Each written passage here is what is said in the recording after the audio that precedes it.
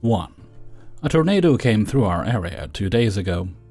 We didn't lose power, but a couple of branches from a very tall tree did fall. Unfortunately, the branches fell into the neighbor's yard. The branches did get tangled in our internet lines, but we still had internet. Some backstory. My family has owned this house for 35 years and had the same neighbors the whole time. This is not the first incident with them. They have killed trees, screamed at children, been drunk and disorderly, etc. They are miserable and petty people, but we always try to keep the peace. The house we are in is a duplex, and we have always had tenants upstairs. Both the upstairs neighbors, and we work from home, and need internet access. Right away, my partner went over to tell them that he would come cut up the branches and get them out of the way. They agreed to that, but also were sure to point out that they had told my parents to cut down that tree 20 years ago. Yesterday, our internet suddenly went out in the middle of the day. I have called a tech to come out, as I wasn't sure if the lines had been damaged. Today, the tech came while I was in the office. I had to go in, as we had no internet. My partner texted me and said that the tech couldn't do anything, and that I needed to call the company. I thought that meant the tech had simply given up. I was quite upset. When I got home, I called for another appointment. I was calm with the company and didn't complain about how the tech simply said that I didn't need the internet back. They gave me another appointment for tomorrow. However, when my partner got back from running errands, he told me the whole story. Turns out the tech had tried to fix it. The neighbors had refused to let the tech into their yard, where the utility pole is located. For context, the neighbors put their fence over their property line on the opposite side and on the property line of our side. So the pole is in their fenced-in portion. They could have put their fence on the other side of the pole, but chose not to because they want to claim every single inch that they feel they're entitled to. I tried to be civil and went over to knock on the door. They weren't there. I then put up a ladder to look over the fence to see if there was something I could do from this side to get the lines free from the branches without going on their property. While I was looking, they came home with their daughter and grandson. I tried again to be civil and said that I would really appreciate it if they would let the tech back there to fix the lines. They told me that they wouldn't be doing that until their insurance adjuster came out to see the damage. There is literally no damage on their side. Maybe a single shingle was damaged, but I couldn't see any damage while on the ladder. The tree is not located near their house or garage. It is at the very back of the property where they only have grass. When the branches fell, they may have touched the garage, but I could not even see a scratch in the paint. I kept my cool enough not to swear, but they didn't. I was told it was my parents' fault for not cutting that tree down when they told us to 20 years ago. That it was just too bad. I told them that there were 2 households that couldn't work because of all of this. But all that caused was smirks and more too bad. The daughter, who I had been good friends with when I was younger, tried to stay out of the fight. I honestly think she was embarrassed by their behavior, but hard to say. Certainly she didn't fight them or speak up. After calling me a few names, they went inside. Since then, I have contacted the police to verify that it is my right to have the company access the pole. I was given a number to call tomorrow when the tech is there and have the police come and supervise. I am usually a very chill person, but I am also incredibly done with their nonsense. I have no idea what tomorrow will bring. As my anger has worn off a little, I feel so tired. I don't have an option of moving right now, but I wish I could. I'm completely willing to let them win if they would just leave us alone, but there is little chance for that. Nor are they likely to move. Update. New tech was here today. He knew the law and was more willing to deal with the neighbors from hell than yesterday. Police did have to come. The neighbors claimed that the tech from yesterday had an attitude and that it triggered him, so he didn't want to cooperate anymore. The tech apparently said that the neighbors didn't have a choice. I told officers that might be true, but how does attitude from one tech equate to him blocking out 2 other people, one of whom was from a different company altogether? Additionally, they told their story about the insurance adjuster needing to see how everything was exactly. They couldn't let the branch be lifted up 6 inches to pull lines out before the adjuster came. Cops called BS on that, but to keep the peace, the one officer tried tugging at their heartstrings, saying that the company needed to repair things in case someone had a medical device that was run with internet. Either way, internet is being restored. I am putting up more cameras than I had before, as I am sure there will be retaliation.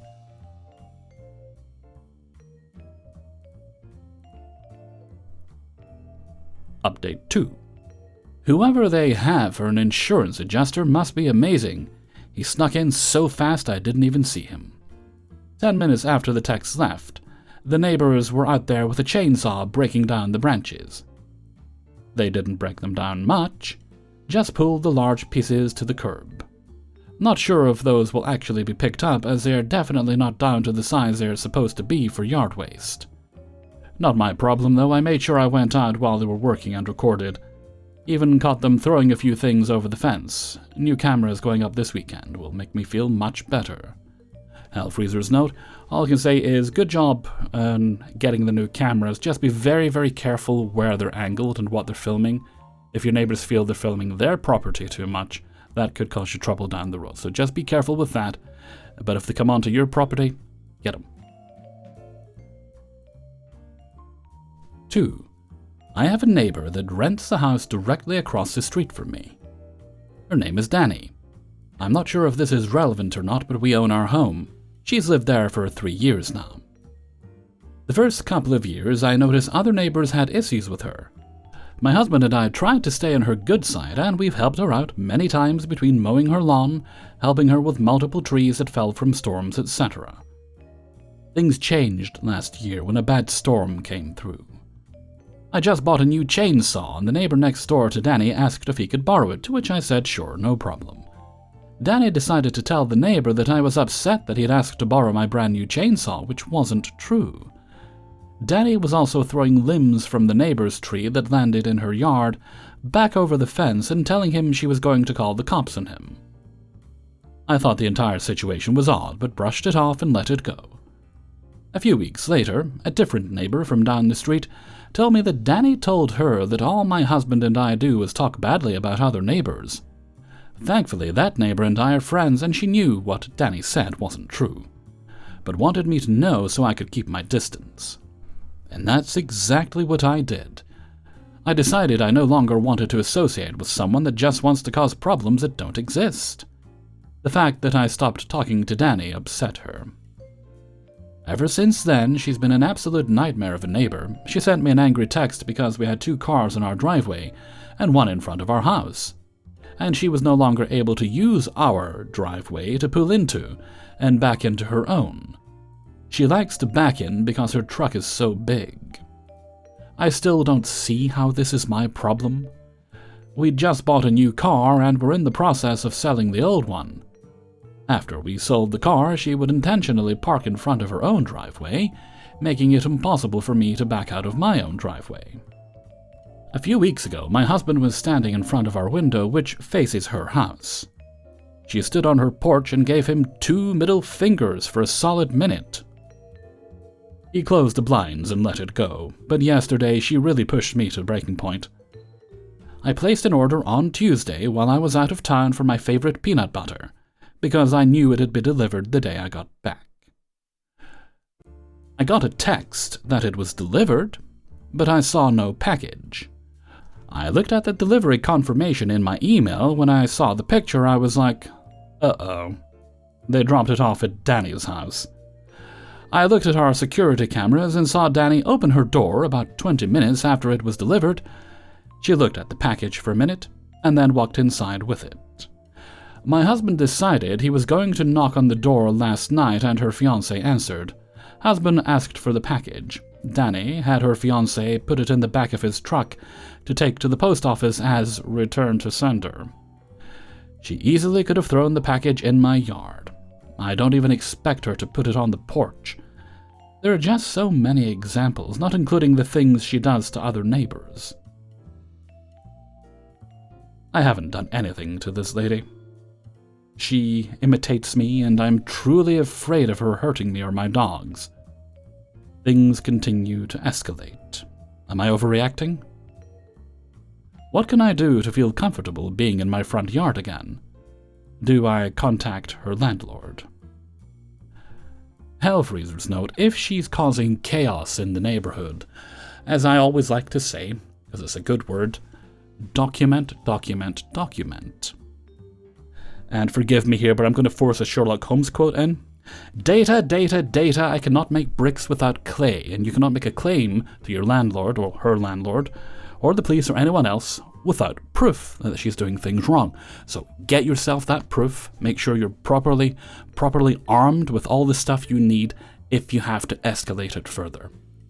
I would invest in a couple of cameras if you don't already have them on your house for security reasons, just for your own yard in case she's in your territory trying any shenanigans, just to make sure you, your husband, and your little dog are okay.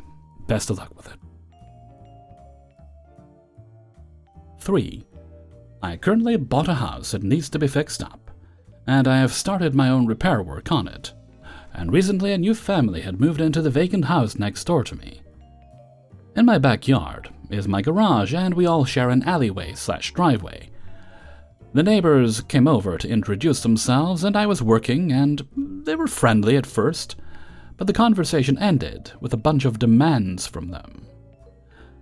I have a small koi fish pond in my backyard, which is surrounded by a tall privacy fence, and apparently one of their kids had gone into my backyard, and they were worried about their kid potentially drowning in my backyard, and demanded that I keep my fence locked and keep an eye out. This honestly makes no sense, as my fence is around 8 feet tall, and the child in question is like 6 years old. Additionally, my fence has a door that automatically locks once closed and can only be opened from the inside. I find it strange that a 6-year-old can either pick a lock or jump or climb over an 8-foot tall fence, and find it even more strange that they even know I have a pond back there. But yes, the parents demanded I keep an eye out for their child so they don't drown, and I blatantly just told them I had planned on draining the pond and filling it with dirt anyways, and had told them that it is not my responsibility to do your job and watch your kid. The next demand is they asked me to park my car in front of my house, as they don't want me driving into the back alley to park in front of my garage to avoid potentially running over their kid who plays in the alleyway. I kind of just said no, and told them I will make sure to drive very slowly when driving in the back, and will continue parking outside of my garage. They have also gone ahead and informed me that they will be taking down my chain link fence that is attached to my garage, and are claiming that I do not own any of the space in front of or behind my garage. We conducted a land survey, and I had actually learned that I do in fact own the space in front of my own garage, the chain link fence, and the property that the chain link fence is separating from our backyards. However, I left for one afternoon and had found my chain link fence was pulled from the ground. I think they literally tied a chain to it and tied it to a truck and just drove off with it, as there are several tire marks, and well, I can clearly see the dirt was ripped up. They claim they didn't do it, and I don't have proof. A few days later, I found that they had started throwing their trash and broken furniture, pull tarps, destroyed grills, plastic totes of belongings in front of my garage, meaning I would have to move all their stuff before being able to park in my own garage now. Lastly, just today, I found that my house key was stolen from underneath a brick I always keep beside my house, and my previously locked house was left completely unlocked and my key is missing, in which I looked over and saw my neighbor taunting me before retreating back into their house. I have recently dug up some dirt on them and plan on making an anonymous tip to the police for some missing stolen police property that I know the whereabouts of. But yeah, these are my neighbors. I'm trying to keep it civil. In case you're wondering, this is in the Arizona area. Hellfreezer's note, it sounds like they're going to take care of themselves eventually. They appear to be, from what you've said, people who operate on the wrong side of the law because they feel the rules of society don't apply to them. Just as I've said to other people here, keep a note of everything, document everything, make sure your property is secure and surveyed. and let them get themselves in trouble. 4. Okay, to start, the neighbors I'm talking about are renting a house one house down from mine. They've been there a little over a year, and for the first month they didn't cause any problems. That didn't last long, because before too long he was having loud, outrageous parties with people up until 3 a.m. outside in his front yard and on his porch. Tried to let it go and just mind my business, until one night I heard someone screaming and fighting outside at 4 a.m. after one of these parties. For reference, everyone in my neighborhood is pretty quiet, but all of our homes are between 6 and 8 feet apart, so we're all pretty close to each other. This woke me from my sleep, and so I decided to see what was going on. I stepped out onto my front porch to tell him, "Hey, it's 4 a.m. Some of us are trying to sleep. Can you keep it down?" They said, "Okay, my bad." And I thought that would be the end of it. Unfortunately, it wasn't, because they continued yelling and arguing very loudly minutes later. So I told them they needed to go inside or I'd have to make a noise complaint. That's when they tried to argue with me and call me names. I said, "Okay, fine, I'll just call the police," and as soon as I said that, I see one of the guys come off the porch and onto my neighbor's front yard towards me, trying to say, "Chill, dude, we got this under control." I replied it doesn't look like it, and that's when he tried to jump my chain-link fence, bending it before bailing and running back inside the home. The police came and basically couldn't do anything because no evidence of it happening, and they had left while I was waiting for the police to arrive. So, flash forward a week. I decided to buy security cameras, one for the front and the back of my home. This time I'd have evidence. Unfortunately, this is just the tip of the iceberg of the things I've dealt with since that day. I'll list them. 1, they sell drugs almost all week. Cars in and out, almost non-stop on some days.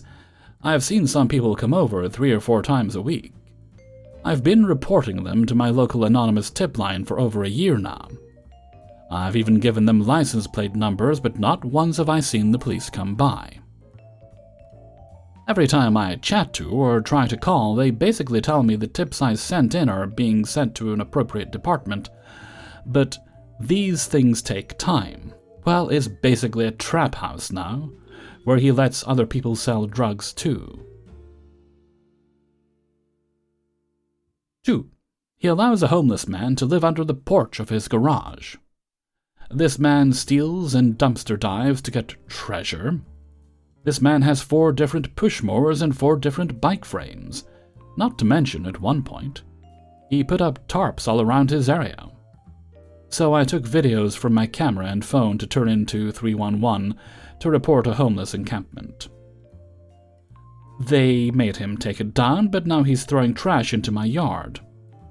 He knows I have cameras and gets at an angle behind the view of said neighbor's home and throws things like glass containers. 3. The drug dealer who actually lives there also has 2 dogs I've had to call my local animal shelter to check on, because they sometimes don't get food or water in over 90-degree weather. 4. They rent through a very horrible rental management group that is known to be basically slumlords. So I tried to contact them, and little to nothing has been done. Even told them I'll continue to complain to the police and 311 anytime he does something that is not lawful, but the slumlord manager said, well, I'll just appeal it. 5. Although I can't prove it, 2 times in the last month my wife's car has been vandalized. The first time was paint all over the front of her windshield. That was annoying, but nothing a pressure washer couldn't take care of. Unfortunately, my battery-powered camera didn't get any footage of that. The second incident, however, I did get footage because I bought a better security camera with floodlights. I believe the drug dealer, or someone he knows, broke her passenger side window and went through her middle compartment, the armrest, and stole some cash that wasn't visible at all. They were wearing a mask and hood over their heads. There were 2 of them. I think it's retaliation against me for calling the police, his landlord, and the local animal controlling him. Sorry for the long book, but I just don't know what to do anymore. It seems like nothing I do helps get him evicted or in trouble in any way. Meanwhile, I'm living in hell. I just want my neighborhood to be peaceful and to not feel constant anxiety over what might happen next. This individual has many times tried to intimidate me and call me names. What can I do?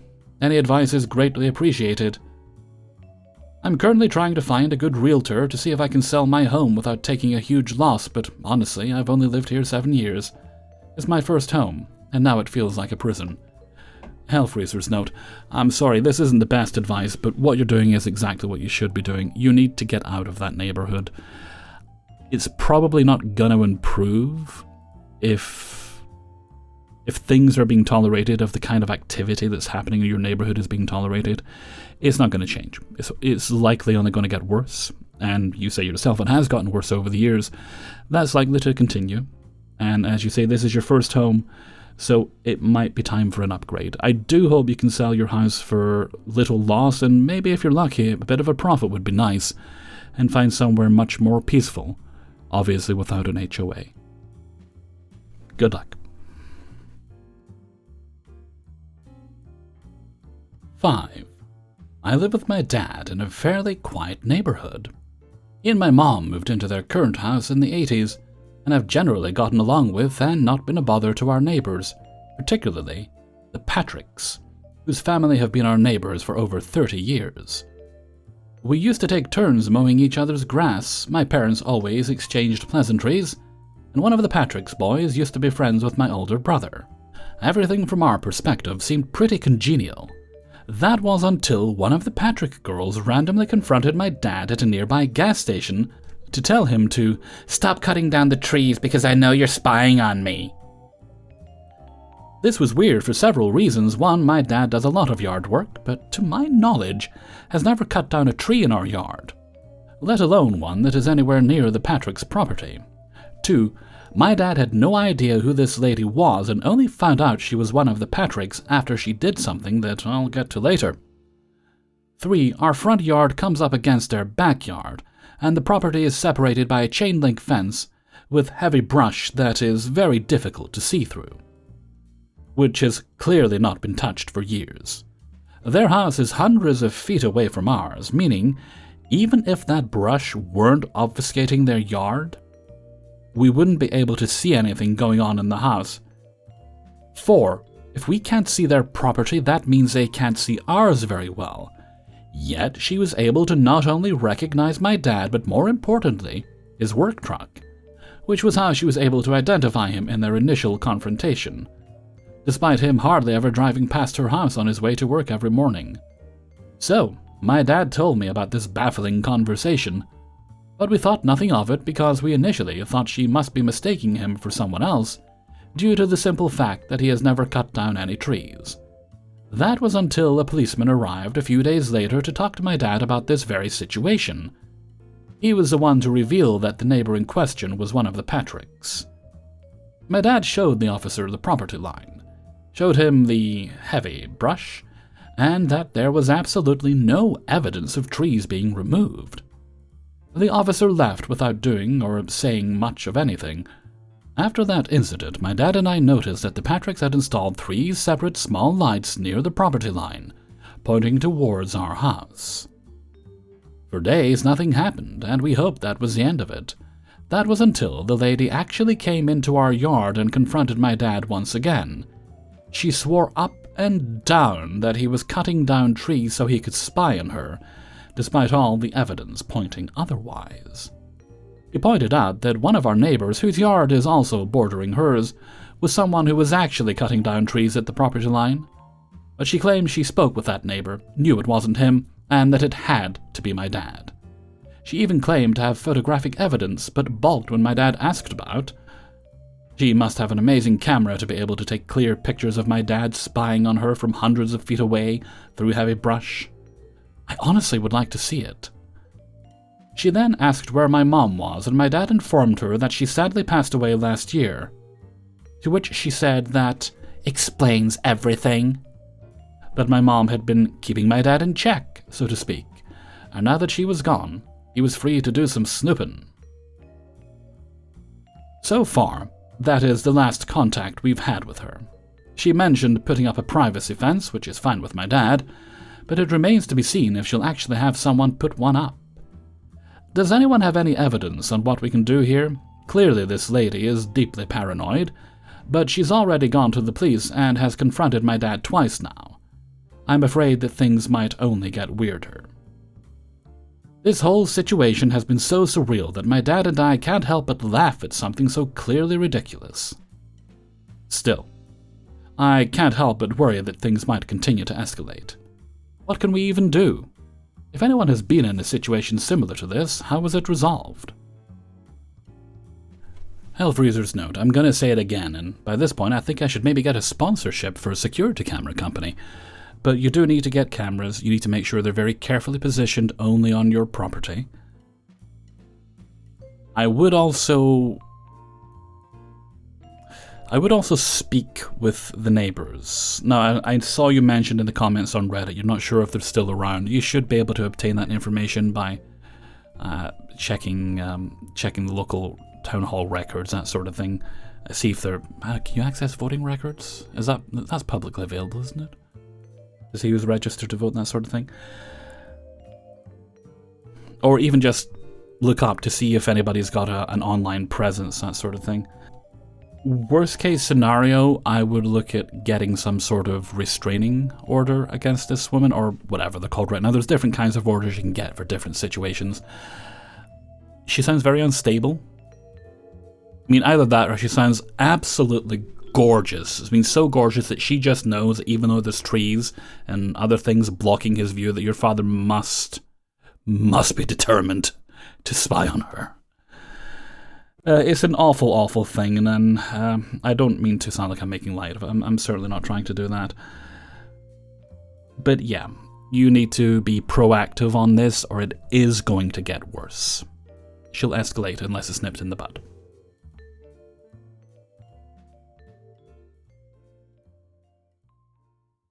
Hey everybody, Hellfreezer here, and thank you very much for listening to Naughty Neighbours, episode 11.